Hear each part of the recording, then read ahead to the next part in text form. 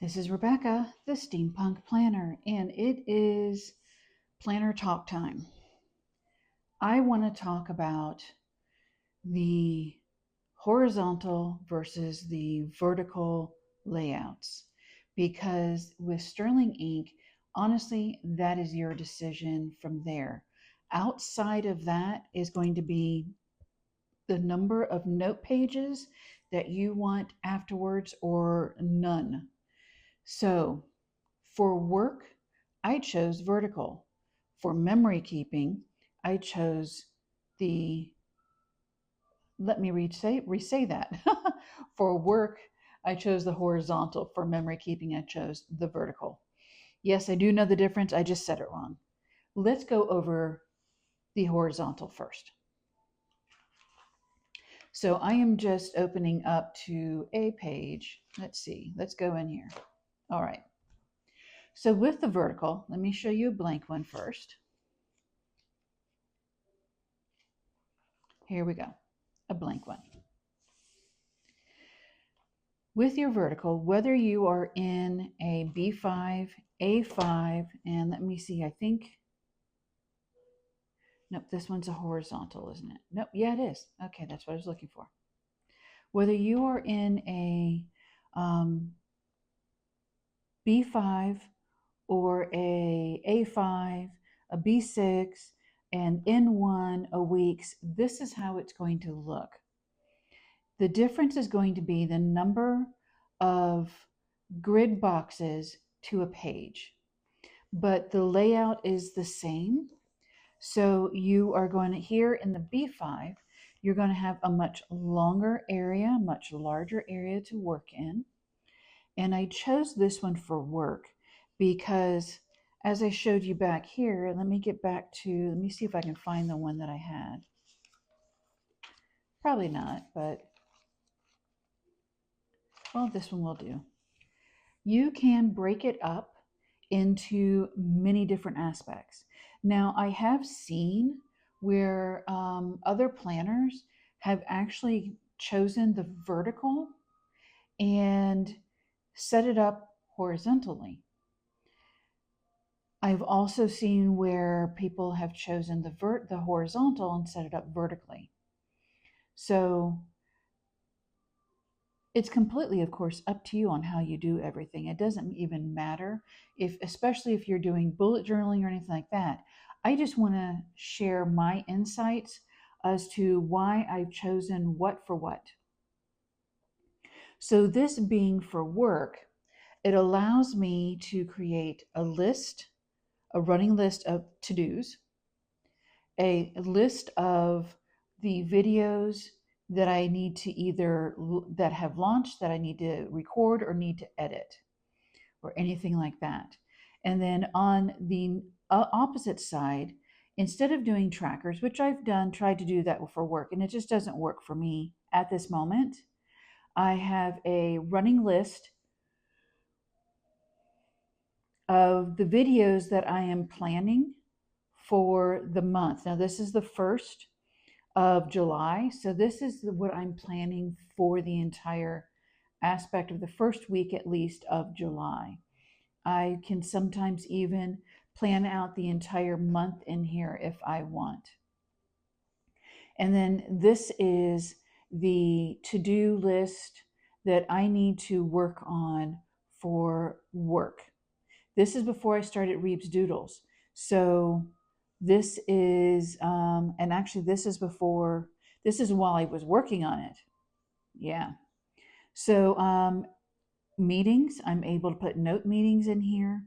And then I also track my expenses and any notes that I need for next week.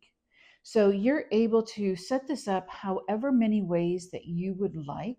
And every week does not have to be the same. Let me go into August because I have that set up with some of my stickers. And that's not why, but I just know that I have a different layout in here. I have streamlined this a lot more for August because I have been working on filling orders and on, we purchased new computers to keep up with my work. as well as um, starting to work on all of the plans for the next collection launch. And then videos breakdown instead of separating all that out, and then more of a video type of, this is almost like a social media type of a layout that I could be doing. And here is more notes. We had meetings, things that I'm going to be doing, ideas that I got from ChatGPT, just because I was having a little bit of difficulty doing the whole fall thing for Inky the octopus and just needed some inspiration. And I have some really good ideas from that. So there's many different ways that you can set up, block out, or minimize, however you would prefer to do it. And it's the same when you're looking at it in a smaller aspect, just like with this one being the N1. Now, I actually first started this off as my health journal. And my problem in here is I had difficulty with doing all of that tracking. And I really like this. I really hope that they come out with a daily in one, because I may actually consider that. I know they have a daily in the A5, and I am wanting to consider that for my health planner. I did do a Archer and Olive version, and I'm having fun with it, decorating it and setting it up, but it's not working. So let me go over here. It also doesn't help that I got sick in the middle of it, but regardless. So here we're talking vertically. And again, this can be however, whatever you want. The vertical, let me step over to September real quick. Oops, I went too far. It's crazy how this year has just disappeared. Here we go, in October. So this is how your vertical is going to look. So everything with timeline is going straight down, and you're at 4 a.m. to 4 a.m. Now, I know depending on the book that you're working in, it could start at like 6 or 8 and end at 6 or 8. That depends on you, and you can block out or redo your time schedule on here, or completely ignore it altogether. Like I said, I've seen where people have taken the vertical and set it up horizontally, or cut it off halfway and do their work schedule and then their day needs list, things like that. It is always up to you. But here are some reasonings why I'm using this as my memory keeping.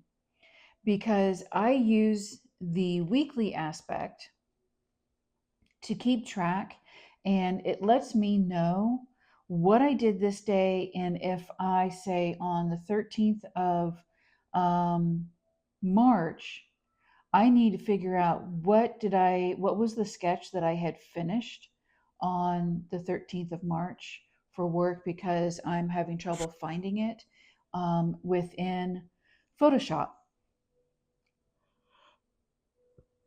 I can now use this as an index. I know that I did that on here, so then I can go over here to March and look up the 13th. Hopefully I did write up the 13th. Sometimes I don't, sometimes I do. Yep, here it is. And I have the tasks. And here I was talking about my painting that I did. So I use the weekly, to keep track of what's going on, how I'm feeling, anything that is happening. And it's also an index for my dailies in the back. I don't mind that these are separate from each of the sections. It'd be cool. I've seen a video where she's talked about combining them in order. So that will be interesting, and I will probably find that doing that, I will be more consistent with doing the monthly layouts instead of skipping and not doing much with them. So that is how I feel about doing both of those. I hope that may have helped you figure out maybe ideas for you.